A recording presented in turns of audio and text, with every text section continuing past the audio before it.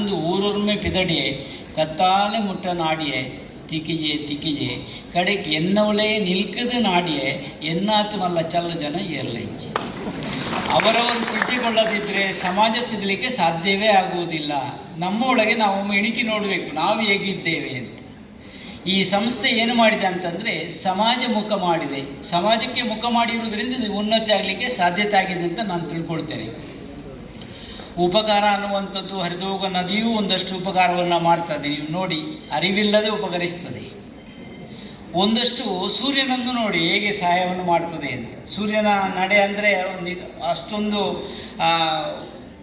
ಆ ಉಪ್ಪು ನೀರಿನ ಮೇಲೆ, ಸಮುದ್ರದ ಮೇಲೆ ಬಿದ್ದುಕೊಂಡು ಆ ಉಪ್ಪು ನೀರನ್ನು ಎಲ್ಲ ಮೇಲೆ ಮೋಡವಾಗಿಸಿಕೊಂಡು ಸಿಹಿ ನೀರನ್ನು ಕುಡಿಸುವ ಒಂದು ಪ್ರಯತ್ನ ಆಗ್ತದೆ ನೋಡಿ. ಆ ರೀತಿಯಲ್ಲಿ ನಾವು ಸೇವೆಯನ್ನು ಮಾಡಿಕೊಂಡು ಬಂದಾಗ ಮಾತ್ರ ಅದು ಬೆಳವಣಿಗೆ ಆಗಲಿಕ್ಕೆ ಸಾಧ್ಯತೆ ಇದೆ ಅಂತ ಹೇಳಿದರು. ಈ ಸೇವೆಯಲ್ಲಿ ನಾವು ಒಂದಷ್ಟು ನೋಡುವಾಗ ನಗುಮುಖದ ಸೇವೆ ಅಂತ, ಅದು ಎಲ್ಲರಲ್ಲೂ ಅಷ್ಟೇ. ಠೇವಣಿ ಇಡುವಾಗ ಹೇಗಿರ್ತದೆ, ಹಾಲು ಹಣ್ಣು ಉಂಬಂತೆ ಅಂತ ಇರ್ತದೆ ನೋಡಿ ನೀವು ಹೌದಲ್ವ ಅಂತ. ಸಾಲವನ್ನು ತೆಗೊಳ್ಳುವಾಗ ಕೂಡ ಹಾಗೆ ಇರ್ತದೆ, ಹಾಲು ಹಣ್ಣು ಉಂಬಂತೆ. ಮತ್ತು ಮರುಪಾವತಿ ಮಾಡುವಾಗ ಹಿಂಬದಿಯ ಕೀಲು ಮುರಿದಂತೆ ಸರ್ವಜ್ಞ. ಒಮ್ಮೆ ನೋಡಿ ನೀವು ಹೌದಲ್ವ ಅಂತ. ಎಷ್ಟು ಚೆನ್ನಾಗಿ ಮಾತಾಡ್ತಾರೆ ಅಂದರೆ, ಅಧ್ಯಕ್ಷರೇ ಅವು ಇಂಚಾತನ ಅಂಚಾತನ ಅವು ಎಲ್ಲ ಮಾತಾಡ್ಕೊಂಡು ನಾವು ವ್ಯವಸ್ಥೆ ಈಗ ದಾಲ ತೊಂದರೆ ಇಜ್ಜಿ ಅರಡೆಲ್ಲ ಪಾತಿರ್ದೆ ಮೇಡೆಲ್ಲ ಪಾತಿರ್ದೆ ಸ್ವಾಮಿ ಇಡಲ್ಲ ಪಾತಿರ್ದೆ ಅಲ್ಲಿಗೆ ಮುಗೀತು. ಮತ್ತು ಕಟ್ಟಲಿಕ್ಕೆ ಬರುವಾಗ ನಿಗಲ ತೂರ್ನ ವಸೂಲು ಉಂಟ್ಲಿಕ್ಕೆ ತೂಕ ಏನು ಸ್ವಾಮಿಲ್ಲ ಉಂಟೆ ಆಯ್ತಲ್ವ. ಇದನ್ನು ತೆಗೊಂಡಿರುವಾಗ ಮತ್ತೆ ಬರುವುದು ನಮಗೆ ಆರಂಭದಲ್ಲಿ ಯಾರು ಹೇಳುವುದಿಲ್ಲ.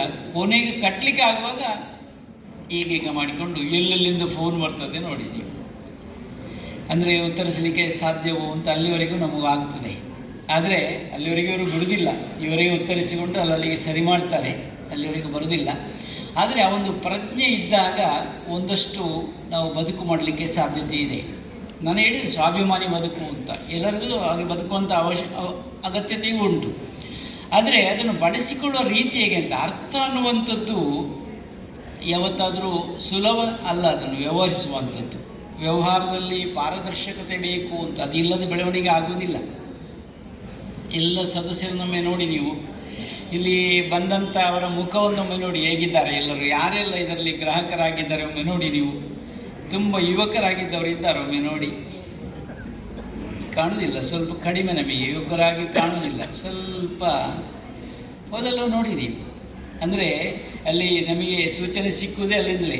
ಒಂದು 40 ಅವಡು ಮರ ಹಿಡಿದು ಬುಕ್ಕನೆ ಸುರಾಪಣೆ ಬದುಕು ಮೊಟ್ಟೆ ಜೋಕ್ಲಾಟಿಗೆ ಪೋಂಡು ಅಂತ. ಅಂದರೆ ಆ ರೀತಿಯಲ್ಲಿ ಆಗಲಿಕ್ಕೆ ಸಾಧ್ಯತೆ ಉಂಟು. ಮತ್ತೆ ನಮಗೆಲ್ಲ ಅರಿವಾಗುವಂಥದ್ದು ಇಂಚ ಅಂತ. ಒಬ್ಬರು ಸಲಹೆ ಹೇಳಿದರು, 60 ವರ್ಷದಲ್ಲಿ ಏನು ಒಂದು ವ್ಯವಹಾರದಲ್ಲಿ ಯಾಕೆ ಅವರಿಗೆ ಅರ್ಹತೆಗಳಿಲ್ಲ ಅಂತ. ಅಲ್ಲ, ಒಂದೆರಡು ವಿಷಯಗಳು ಉಂಟು ಅದರಲ್ಲಿ.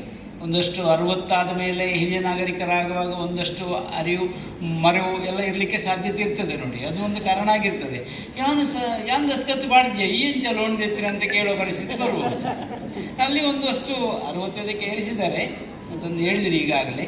ಸ್ವಲ್ಪ ಯೋಚನೆ ಮಾಡಿಕೊಂಡಿರಬೇಕಾದ್ದು ಅಗತ್ಯತೆ ಉಂಟು. ಯಾವತ್ತಾದರೂ ಒಬ್ಬ ಮೊದಲು ದುಡಿಯುವಾಗಿದ್ದನಂತೆ. ದುಡಿಯುತ್ತಾ ಇರುವಾಗ ಒಬ್ಬ ಕೇಳಿದನಂತೆ, ಎಂಚ ಮಾರ ಇರಿನ ವ್ಯವಹಾರ ಮಾತ್ರ ತೊಂದರೆ ಇದೆಯಾ, ನನಗೆ 4 ಪಣವು ದಿನೊಟ್ಟು ಬೆನ್ಪುಣೆ ಅಂತ. 4 ಪಣವು 4 ನಾಣ್ಯ ಮಾತ್ರ ದುಡಿಯುವುದು, 4 ಪಣವು ಮಾತ್ರ ಹಿಡಿದ ಬೆನ್ಪುಜಿ. ಎಂಚ ಮಾರ 4 ಪಣ ಈ ಬದುಕುನ ಎಂಚ ಅಂತ ಹೇಳಿದರೆ ಅವ ಹೇಳ್ತಾನೆ, ಅವು ಮಾತಾಯ್ಕ ಒಂಜಿ ಎಂಕು ಬೋಡು, ಒಂಜಿ ಪಣವು ಎಂಕು ಬೋಡು ಒಂಜಿ ಪಣವು ಎನ್ನ ಧಾರಣೆಗೂ ಬೋಡು, ಬೊಕ್ಕೊಂಜಿ ಪಣವು ಕೃತಜ್ಞತೆಗೆ ಬೋಡು, ಬೊಕ್ಕೊಂಜಿ ಪಣವು ಸಾಲ ಕಟ್ಟುನೆ, ಬೊಕ್ಕೊಂಜಿ ಪಣವು ಬಡ್ಡಿ ಕೊರ್ಪುನೆ. ಇದು ಸ್ವಲ್ಪ ನಿಮಗೆ ಆಶ್ಚರ್ಯ ಆಗ್ಬೋದು, ಇದು ಏನು ಅಂತ ಹೇಳಿಕೊಂಡು. ತನ್ನ ಧಾರಣೆಗೆ ಉಪಯೋಗ ಮಾಡ್ಬೋದು ಒಂದು ನಾಣ್ಯವನ್ನು. ಆದರೆ ಇನ್ನೊಂದು ನಾಣ್ಯ ಯಾವುದು ಅಂತಂದರೆ ಕೃತಜ್ಞತೆ ಅಂತಾರೆ. ಇಲ್ಲೆಲ್ಲ ದಂಪತಿಗಳನ್ನು ನೋಡಲಿಕ್ಕೆ ಸಾಧ್ಯತೆ ಆಗ್ತದೆ, ಹೊಂದಾಣಿಕೆ ಇರ್ತದಲ್ಲಿ. ಹೇಗೆಂತಂದರೆ ಆ ಒಂದು ನಾಣ್ಯ ಹೆಂಡತಿಗಾಗಿ ಇಡ್ತೇನೆ, ಅವಳ ಕೈಗೆ ಕೊಡ್ತೇನೆ ಅಂತ, ನನ್ನ ಸೇವೆಯನ್ನೆಲ್ಲ ಮಾಡಿಕೊಂಡು ಬರುವಂಥವಳು. ಆದ್ದರಿಂದ ಅವಳಿಗೆ ಒಂದು ನಾಣ್ಯ, ಅದು ಕೃತಜ್ಞತೆಗೆ ಒಂದು ನಾಣ್ಯ. ಇನ್ನೊಂದು ನಾಣ್ಯ ಯಾವುದು ಅಂತಂದರೆ ಅದು ಸಾಲ ಕಟ್ಟುವುದು. ಹೆತ್ತ ತಂದೆ ತಾಯಿಗಳಿಗೆ ಅವರ ಕೈಗೆ ಕೊಡುವುದು. ಸಾಲ ಅವರು ನಮಗೆ ತುಂಬ ಬೆಳೆಸಿದ್ದಾರೆ ನಮ್ಮನ್ನು, ಅವರಿಗೆ ಒಂದು ಕೊಡುವಂಥದ್ದು. ಅದರಿಂದ ಒಂದು ಭಾಗ ಅಲ್ಲಿಗೆ ಆಯಿತು, ಇನ್ನೊಂದು ಭಾಗ ಬಡ್ಡಿಗೆ ಕೊಡೋದು. ಮಕ್ಕಳಿಗೆ ಅಂತ ಓಳ ಕೊರಿಯರ್ನ ಕೊರ್ಪೇರು ಮಾರೆ ಪ್ರಯಾಣಗ ಒತ್ತೆರನ ಬರ್ಪೇರು ಜಾಕ್ರಿ ಮಂತೆರನ ಬರಿಪೇರು ಒರಿಂಡ ಬಡ್ಡಿ ತಿಕ್ಕಣ ತಿಕ್ಕು ಅಂತ ಬಡ್ಡಿ ಸಹಿತ ಅಸಲು ಸಹಿತ ಬಡ್ಡಿಯನ್ನು ಕೂಡ ಕೊಡಬಹುದು ಅಂತ ಒಂದು ನಿರೀಕ್ಷೆ ಇಟ್ಟುಕೊಂಡು ಅದಕ್ಕೆ ಒಂದು ನಾಣ್ಯವನ್ನು ಅವರ ಕೈಗೆ ಕೊಡ್ತೇನೆ ಅಂತ. ಇದು ಬದುಕಿನ ಸೂತ್ರ. ಇದು ಸರಿಯಾಗಿ ನಾವು ಇಟ್ಟುಕೊಂಡ್ರೆ ಆರೋಗ್ಯಪೂರ್ಣವಾಗಿ ನಮ್ಮ ಬದುಕನ್ನು ಮಾಡಲಿಕ್ಕೆ ಸಾಧ್ಯತೆ ಆಗ್ತದೆ. ಈಗ